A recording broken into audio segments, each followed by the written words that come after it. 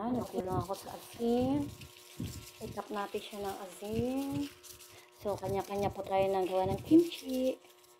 Ayan, may water pa yan sa ilalim. Tapos igagano ko na lang siya. Ayan. Ang dami din pala.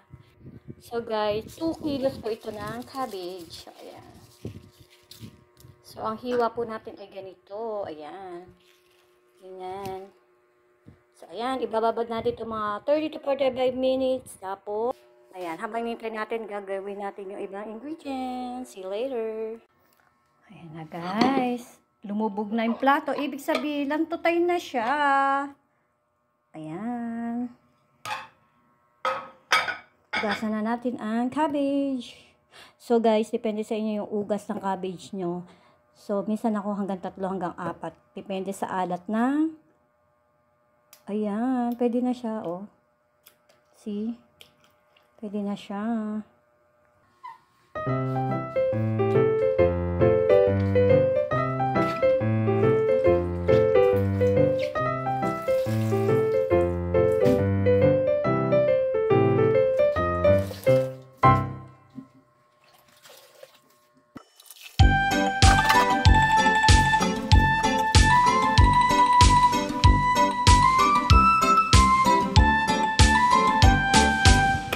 Hello everyone! So ayan, magsisimula na tayo magkayat ng ingredients ng kimchi. Habang binababad natin, edi-drain na yung cabbage na binabad ko sa asin at water. So ayan yung mga ingredients, patis, brown sugar, and itong Korean chili powder. So ayan, let's start! Pakita ko na lang sa inyo mamaya pag natapos ko na lahat siyang i-chop. Okay? Have a nice day everyone! Wait for me!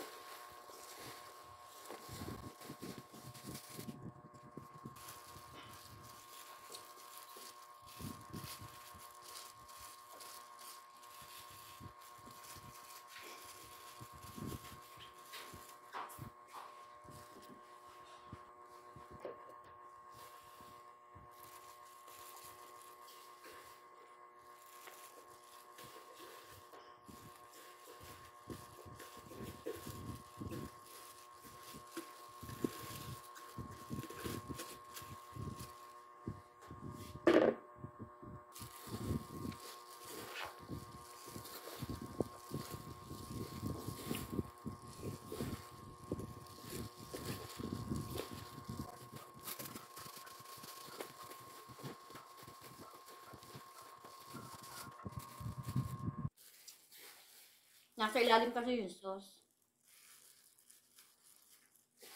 Oh, sarap. Umaano na sa bibig ko yung anghang ulala. Hoy, kaya nagtimpla mag-ama dito ha. Pati yung anghang ha. Pero in fairness, ang anghang na. Woo! 2 tab. 1 down. Ayan guys, meron na kaming kimchi. Diyos ko, mahirap magawa ng kimchi kaso gusto na mag-ama ko kaya gawa tayo ng kimchi. Aww. 3rd tub. Ayan. Diyos ko, kanina pumasok ako ng 6 a.m. dito sa kusina. Ano oras na? 4:15. Basta may palengke day. Naku, ganito na ako. Sumabay pa iring kimchi. Ay, Diyos ko, inabot ang maghapon sa kusina. So, ayan, we have 3rd tub.